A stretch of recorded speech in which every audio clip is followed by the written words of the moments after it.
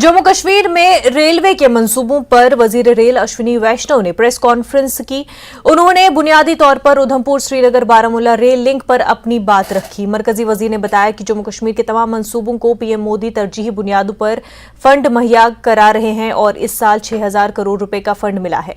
अब कुपवाड़ा से rail link की तोसी का मंसूबा भी जेर गौर है। अश्विनी वैष्णव का कहना था कि रेलवे जम्मू कश्मीर में अपने प्रोजेक्ट्स को ड्रीम प्रोजेक्ट समझता है। उन्होंने इस दौरान इंजीनियरिंग के शाहकार बनाए जाने के अमूर पर भी तफसीली बातचीत की।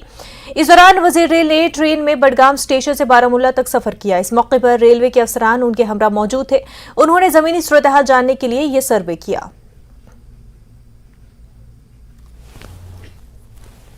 बड़ी बातें बताना चाहूंगा। प्रोजेक्ट अपना उधमपुर श्रीनगर बारामूला बहुत अच्छी प्रोग्रेस पे चल रहा है। चिनाब और अंजी ब्रिजेस, बड़ी बड़ी टनल्स, सब की सब बहुत अच्छी प्रोग्रेस पे चल रहे हैं। ईश्वर की दुआ रहेगी, कृपा रहेगी। इस साल दिसंबर तक या अगले साल जनवरी फरवरी में इस रूट पे गाड़ी दौड़ेगी। और जम्मू कश्मीर के लिए एक विशेष डिजाइन की वंदे भारत डिजाइन हो रही है, बन रही है, क्योंकि यहाँ पे जो टेम्परेचर रहता है, जो बर्फ रहता है, स्नो रहता है, उस सब को ध्यान में रखते हुए एक स्पेशल डिजाइन की वंदे भारत की मैन्युफैक्चरिंग चल रही है। तो जैसे ही ये लाइन ओपन होगी 2024 में, 2024 के मिडिल में कभी ना कभी आपके यहाँ भी बहुत जल्दी वंदे भारत आएगी और स्पेशली डिजाइन आएगी, जैसे कि उसकी हीटिंग अच्छे से रहे, सब प्रॉब्लम्स उसमें किसी तरह के नहीं आए। तीसरा पॉइंट, जम्मू कश्मीर के हर एक छोटे से छोटे गांव हो, बड़े से बड़ा शहर हो, हर जगह टेलीकॉम की फैसिलिटी, 4G 5G की फैसिलिटी, उसकी कंप्लीट प्लानिंग हुई है। कई जगह काम चल रहा है और A to Z गांव तक, A to Z विलेज तक टेलीकॉम टावर लगेगा। ऑप्टिकल फाइबर की फैसिलिटी जम्मू कश्मीर के कोने कोने में पहुंचेगी। माननीय प्रधानमंत्री श्री नरेंद्र मोदी जी का जम्मू कश्मीर के लिए बहुत बड़ा विजन है। पीएम साहब का कहना है कि इस प्रोजेक्ट को पहले जो अपना उधमपुर से श्रीनगर से बारामूला, इस प्रोजेक्ट को स्टेबलाइज करना है, कंप्लीट करना है। तो जो बहुत ही कॉम्प्लेक्स एरिया था उधमपुर से लेके श्रीनगर तक का, जिसमें बड़े बड़े ब्रिजेस हैं, बड़ी टनल्स हैं, उनको कंप्लीट करना, और साथ ही साथ जो वैली के अंदर जो लाइन है, जिस लाइन पे अभी हम जा रहे हैं श्रीनगर से बारामूला, इसकी डबलिंग की प्लानिंग अभी से करनी है। साथ ही साथ इस लाइन से 3 और कनेक्शंस अपने को लेने हैं। इसमें काफी काम हुआ है और साथ ही साथ अभी देखा मैंने इलेक्ट्रिफिकेशन भी करीब करीब कंप्लीट हो गया है। तो इसको और आगे बढ़ाना हमें, यह है पहलगांव, दूसरा शोपियां और तीसरा कुपवाड़ा, और बारामूला से आगे LOC की तरफ और रेलवे लाइन को बढ़ाना। इन सब चीजों के बारे में आज डिटेल डिस्कशन होगा। LG साहब के साथ, होम मिनिस्ट्री के साथ बातचीत करके इन सब प्रोजेक्ट्स का आगे प्लानिंग की जाएगी। बिल्कुल जैसा फीडबैक आया है सभी से, बहुत ही फायदा हुआ है इस रेलवे लाइन के कमिश्निंग होने से, चालू होने से। बहुत सारा ट्रैफिक मूवमेंट हो रहा है, लोग मूवमेंट कर रहे हैं, अपना सामान इधर से उधर ले जा सकते हैं। अभी थोड़ी देर पहले और चर्चा हुई, टेक्निकल डिस्कशन हुए कि इसकी कैपेसिटी को कम से कम 30-35% बढ़ाया जाए। उसके लिए जो टेक्निकल पॉइंट्स हैं IBS लगाने का, वो सब भी आज हुए डिस्कस, और बहुत जल्दी उसकी प्लानिंग करके उनको इम्प्लीमेंट किया जाएगा। और एक और नया चालू करेंगे, जैसा देश के कई हिस्सों में चालू हुआ है। छोटे से छोटे हैंडीक्राफ्ट बनाने वाला व्यक्ति एक्सपोर्ट कर सके अपने सामान को, छोटे पार्सल को, उसकी फैसिलिटी भी कश्मीर के लिए लेके आएंगे। मरकजी वजीर रेलवे अश्विनी वैष्णव ने बारामूला का दौरा किया, जहां उन्होंने रेलवे स्टेशन का मुआयना करने के अलावा इसके तरक्याती मंसूबे का जायजा लिया। मरकजी वजीर का deputy inspector general of police, deputy commissioner Baramulla, senior superintendent of police Baramulla और दीगर सीनियर ओहदेदारों ने इस्तकबाल किया। मरकजी वजीर ने रेलवे स्टेशन बारामूला का मुआयना किया और इसके तरक्याती मंसूबों का जायजा लिया। उन्होंने जोर देकर कहा कि रेलवे जल्द ही खित्ते की मईशत का जरिया बनेगा और हमवार तिजारत के लिए बहुत से आउटलेट्स कायम किए जाएंगे। अपने दौरे के दौरान मरकजी वजीर ने अपने इस अज़्म को दोहराया कि सोपोर को कुपवाड़ा से जोड़ना जाएगा, जिससे लोगों के लिए नक्लो हमल में आसानी होगी। अश्विनी वैष्णव ने मुसाफिरों के साथ एक मुख्तसर बातचीत भी की और रेलवे स्टेशनों और ट्रेनों में दस्तियाब सहूलियात के बारे में दरियाफ्त किया। डिप्टी कमिश्नर ने मरकजी वजीर को तरक्याती प्रोफाइल भी पेश किया और फ्रूट मंडी सोपोर के लिए टर्मिनल की जरूरत के बारे में मरकजी वजीर को आगाह किया। मरकजी वजीर ने अपग्रेडेशन के कामों का जायजा लेते हुए मुतल्लिका एजेंसियों को हिदायत दी कि वो काम को मुकर्ररा मुद्दत में मुकम्मल करें।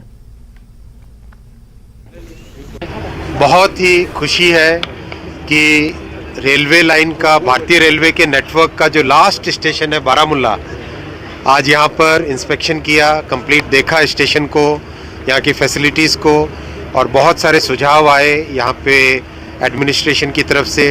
तो जो माननीय प्रधानमंत्री श्री नरेंद्र मोदी जी का जो स्वप्न है जम्मू और कश्मीर को अत्याधुनिक एकदम मॉडर्न सारी फैसिलिटीज़ मिले, उस सब का विजन आज क्लियर हुआ।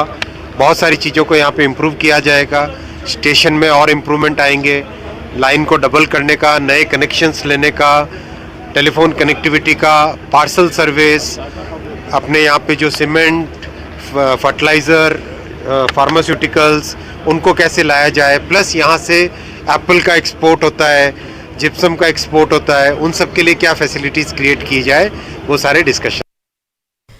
जम्मू कश्मीर में आम आदमी पार्टी को दोहरा झटका लगा है। म्युनिसिपल कमेटी के साबिक चेयरमैन हकीम रूहुल्लाह काजी, जिन्हें बडगाम में म्युनिसिपल कमेटी की क़यादत के लिए चुना गया था, आज अशोक कौल और बीजेपी के दीगर आला ओहदेदारों की मौजूदगी में बीजेपी में शामिल हो गए। दूसरी तरफ सेंट्रल कश्मीर के लिए आम आदमी पार्टी के सदर नासिर अली खान ने भी पार्टी को छोड़ दिया और ये इल्जाम लगाया कि आम आदमी पार्टी ने जम्मू कश्मीर के नायब वज़ीर आला मनीष सिसोदिया के शराब स्कैंडल में मुलविस होने के बाद एतमाद खो दिया है।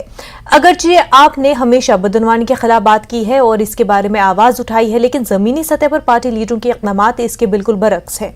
नासिर अली खान अभी किसी पार्टी में शामिल नहीं हुए हैं और वो अपनी समाजी कोशिशें जारी रखेंगे।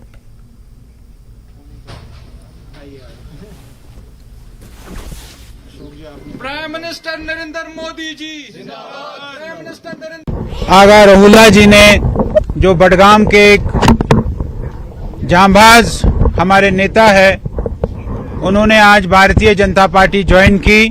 भारतीय जनता पार्टी जम्मू कश्मीर इससे और मजबूत हो जाएगी।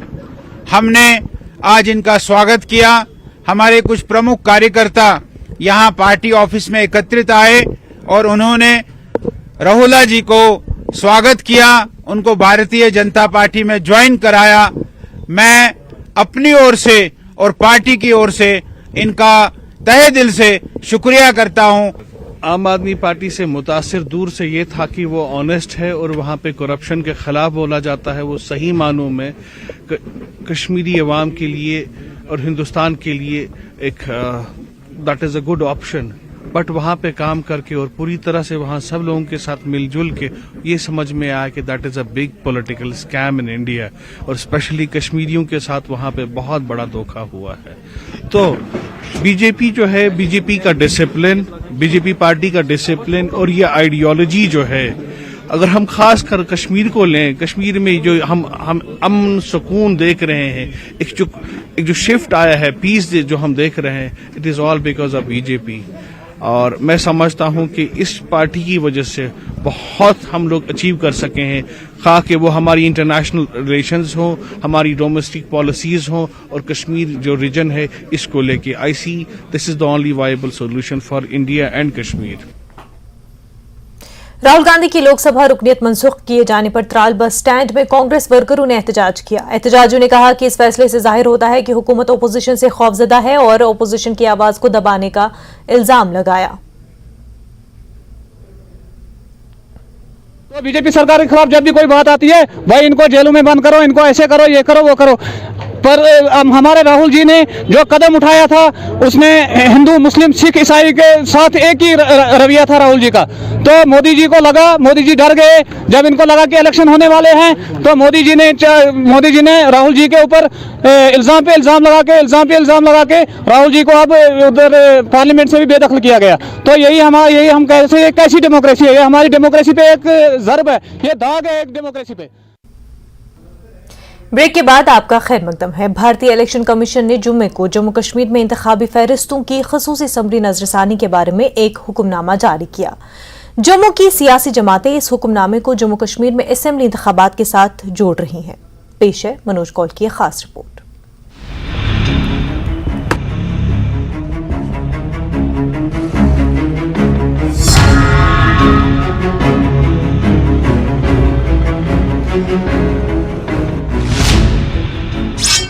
इलेक्शन कमीशन ऑफ इंडिया के जारी करदा हुक्म के मुताबिक इंतखाबी फहरिस्तों की खुसूसी समरी नजरसानी का अमल 5 अप्रैल से शुरू होकर 10 मई को बंद होगा। हतमी इंतखाबी फहरिस्तें 10 मई को शाये की जाएंगी। 1 साल से भी कम अरसे में यह दूसरा मौका है कि हिंदुस्तान के इलेक्शन कमीशन ने जम्मू और कश्मीर में इंतखाबी फहरिस्तों की खुसूसी समरी नजरसानी का हुक्म दिया। जून 2022 में ECI ने जम्मू कश्मीर में इंतखाबी फहरिस्तों की खुसूसी समरी नजरसानी का हुक्म दिया था। ये मश्क 25 नवंबर 2022 को मुकम्मल हुई। जम्मू कश्मीर में हतमी इंतखाबी फहरिस्तों में 7,72,000 वोटरों का खालिस इजाफा हुआ। इसके साथ वोटरों की कुल तादाद 83,59,771 हो गई।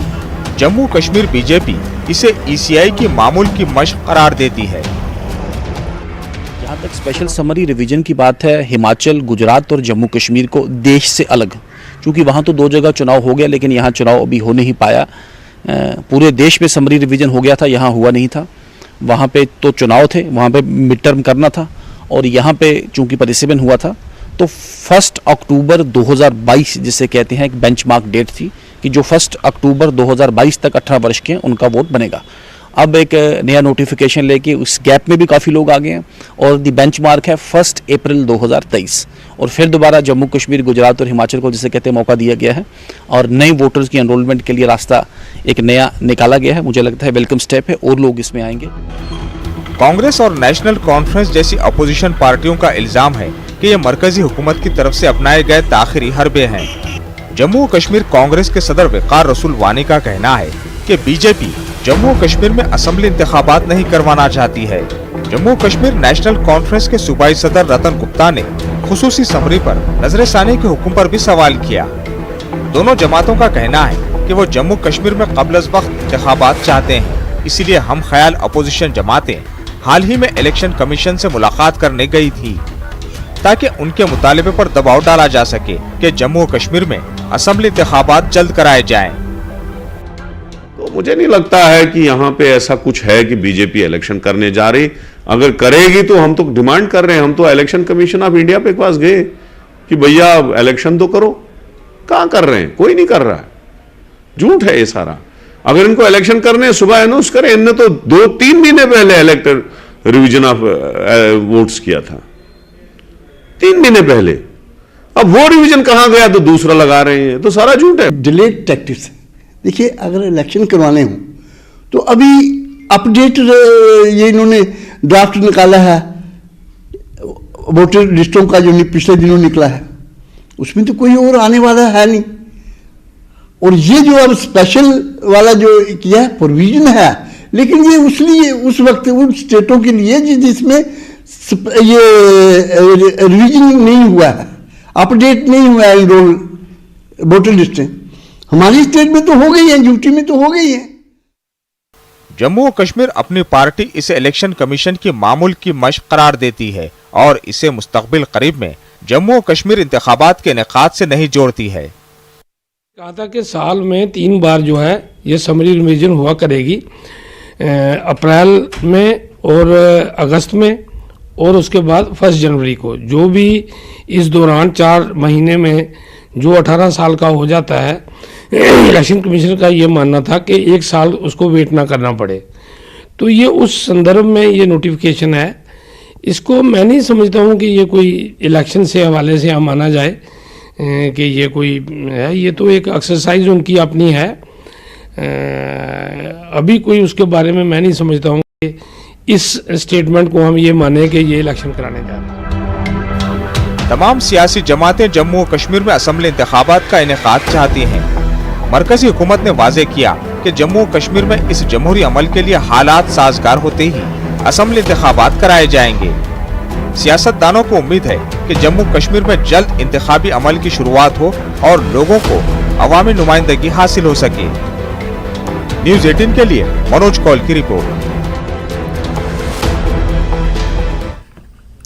जम्मू कश्मीर इंतजामिया ने यूनियन टेरिटरी में काम करने वाले अपने मुलाजमीन के लिए सोशल मीडिया के ताज़ा रहनुमा खतूत जारी किए हैं। सर्कुलर के जरिए हुकूमत ने मुलाजमीन को social media page, micro blogs की कम्युनिटीज पर हुकूमत की पॉलिसियों पर बहस या तनकीद के खिलाफ वार्निंग दी है। जम्मू कश्मीर के साबिक डीजीपी और दिफाई माहिर डॉक्टर एसपी वेद ने मुलाजमीन पर सोशल मीडिया पाबंदियां आयद करने के हुकूमत के इकदाम की हिमायत की है। उन्होंने कहा कि जम्मू कश्मीर इंतहाई मुश्किल दौर से गुजर रहा है और इस तरह सरकारी मुलाजमीन समेत हर किसी के सोशल मीडिया के इस्तेमाल पर नजर रखना जरूरी है।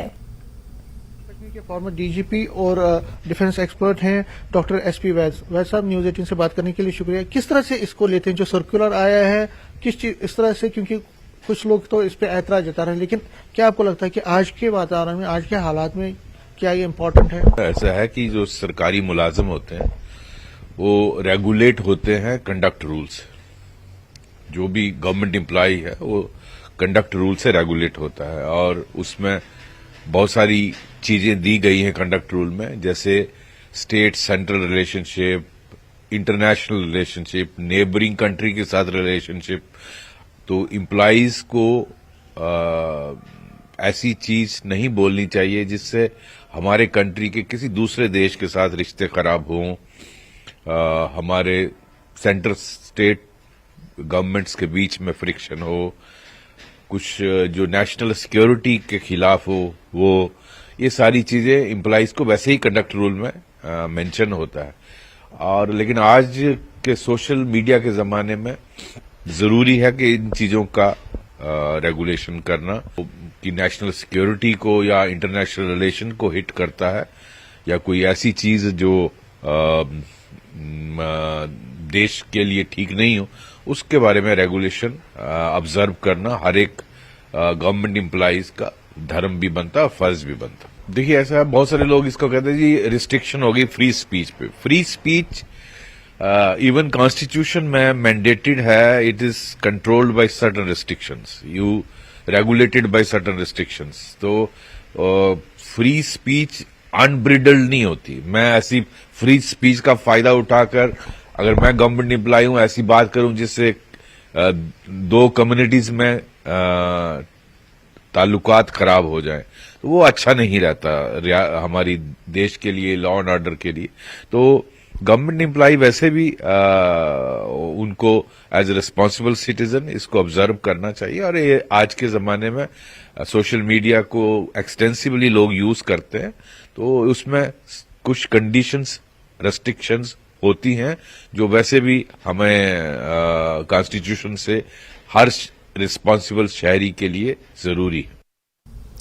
वादिया कश्मीर से ताल्लुक रखने वाली socio political activist Taslima Akhtar ने UNHRC को बताया कि कश्मीर तरक्की अमन की राह पर गामजन है। यूनियन टेरिटरी में जमहूरियत का रिवाज है। उन्होंने UNHRC की 12वीं इजलास से खिताब किया। जम्मू कश्मीर जल्द इलेक्शन होंगे। उन्होंने कहा कि ISI ने मुजम्मिल अयूब को कठपुतली बनाया है। अयूब ठाकुर ने उन्हें हरासा करने की कोशिश की। उन्होंने कहा कि जब हकीकी कश्मीरी पाकिस्तान की तरफ से हमारी जिंदगियों को बर्बाद करने के बारे में बात करने के लिए निकलते हैं तो आप इतने परेशान क्यों नहीं होते।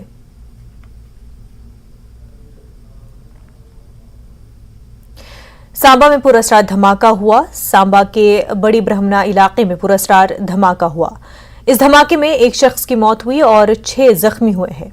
धमाका एक स्क्रैप फैक्ट्री में हुआ। इब्तदाई रिपोर्ट्स के मुताबिक धमाका मार्टर गोले की वजह से हुआ है। SSP सांबा ने न्यूज 18 को बताया कि दहशतगर्दी का कोई जाविया नजर नहीं आता। इस मामले में FIR दर्ज कर ली गई और तफ्तीश जारी है।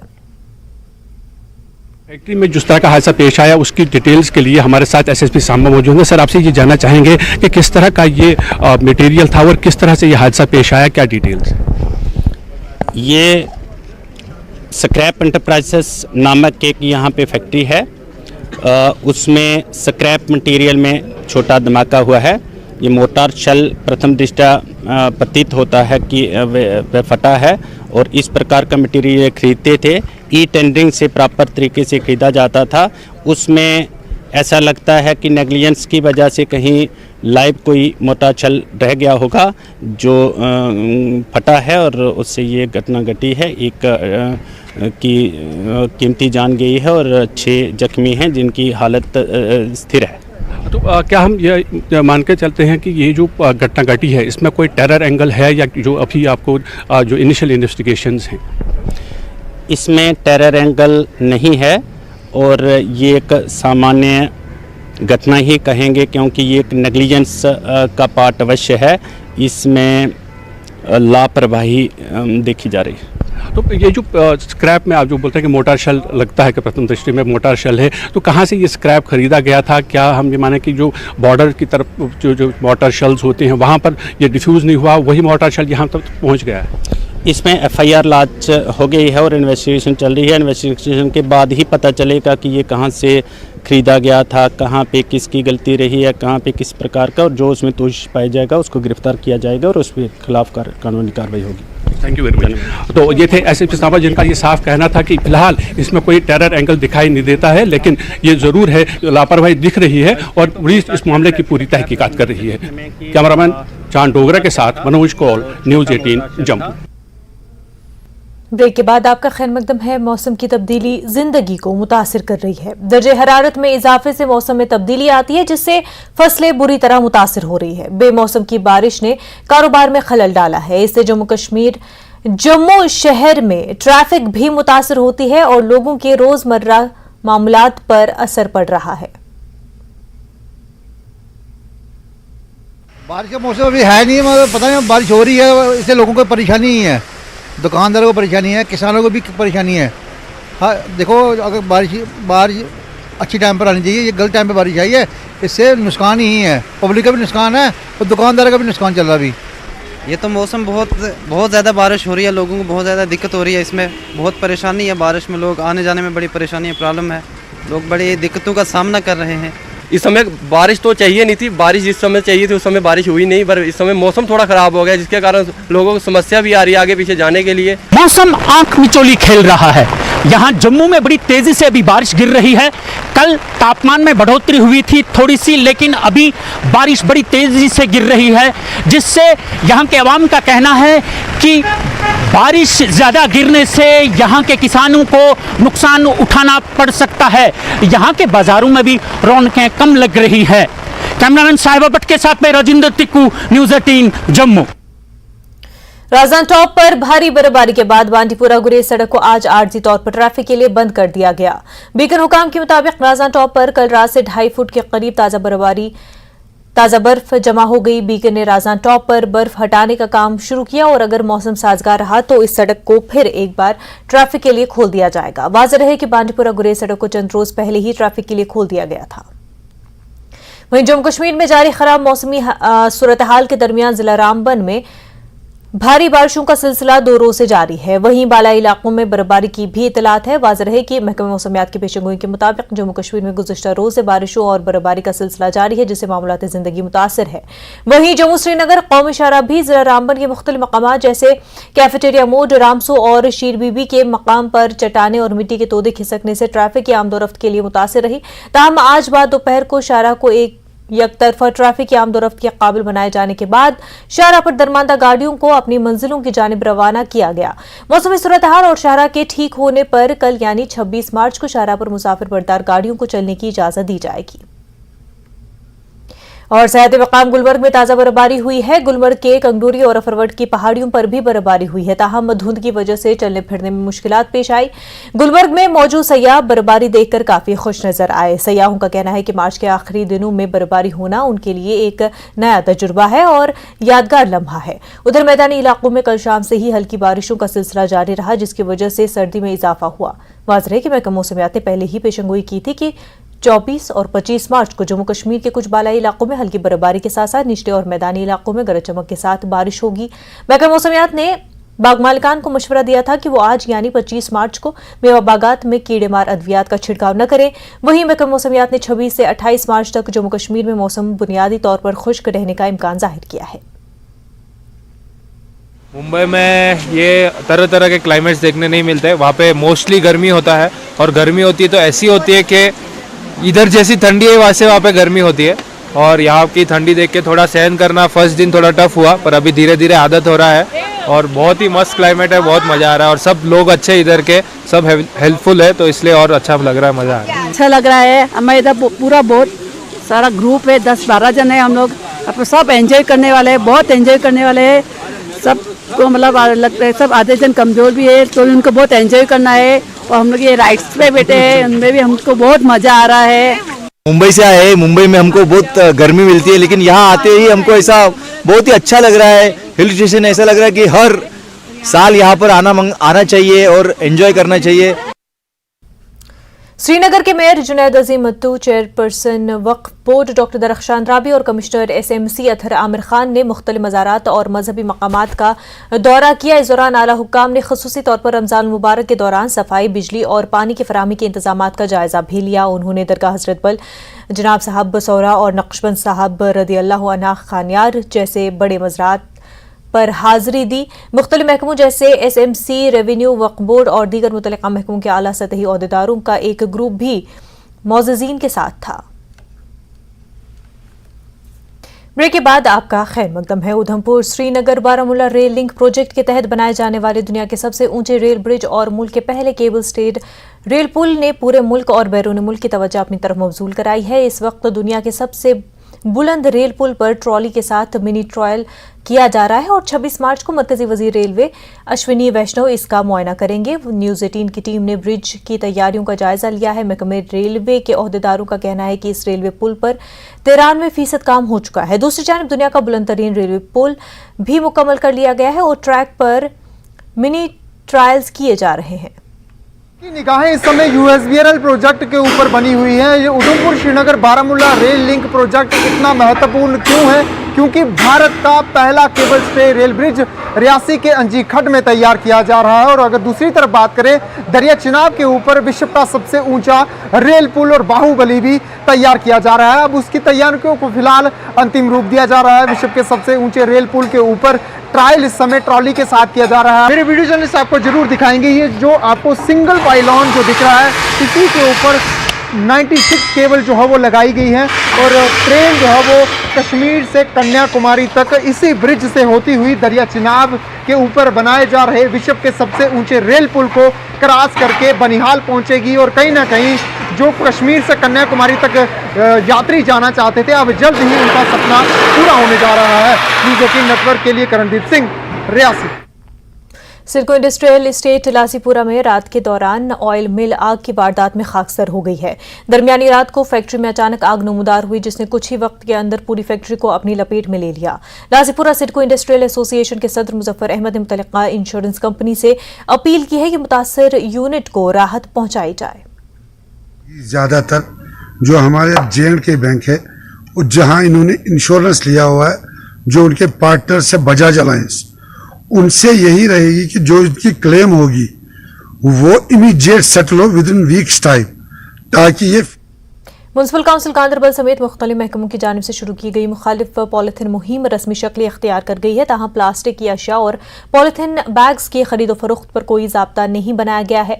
3 रोज़ा एंटी पॉलिथीन ड्राइव और सॉलिड वेस्ट मैनेजमेंट के हवाले से मुहिम जिला गांधरबल में इख्तिताम पजीर हुई। म्युनिसिपल काउंसिल गांधरबल साल में 2 बार मुहिम चलाती है और दुकानदारों से प्लास्टिक का मवाद और पॉलिथीन जब्त करती है, लेकिन ये सिर्फ फोटोशूट और मीडिया कवरेज तक ही महदूद रहता है।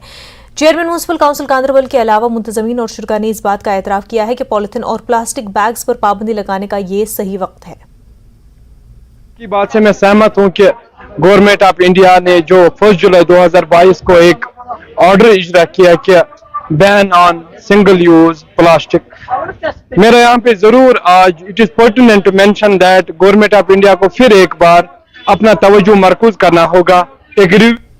सीआरपीएफ की 160वीं बटालियन ने जम्मू के बरनाई इलाके में मुफ्त तिब्बी कैंप मुनक्किद किया। माहिर डॉक्टरों की टीम ने मकामी लोगों को तिब्बी मशवरा दिए और उन्हें मुफ्त अद्वियात भी दी। सीआरपीएफ के सीनियर ओहदेदार ने कहा कि मकामी लोगों को मुफ्त तिब्बी इमदाद फराहम करने के लिए जम्मू में कई मकामात पर वक्तन फवक्तन इस तरह के तिब्बी कैंपों का एहतमाम किया जाता है। लोगों ने सीआरपीएफ की सताइश की। इसमें हमको कुछ सिविल एक्शन प्रोग्राम में मेडिकल कैंप्स करने का मौका मिला है। 160 बटालियन सीआरपीएफ पिछले हफ्ते हमने ऑलरेडी 2 मेडिकल कैंप्स कर चुका है और ये हमारा तीसरा मेडिकल कैंप्स है और इस मेडिकल कैंप्स की हेल्प से हम यहाँ का आवाम को मैक्सिमम हेल्प पहुंचाना चाहता हूँ।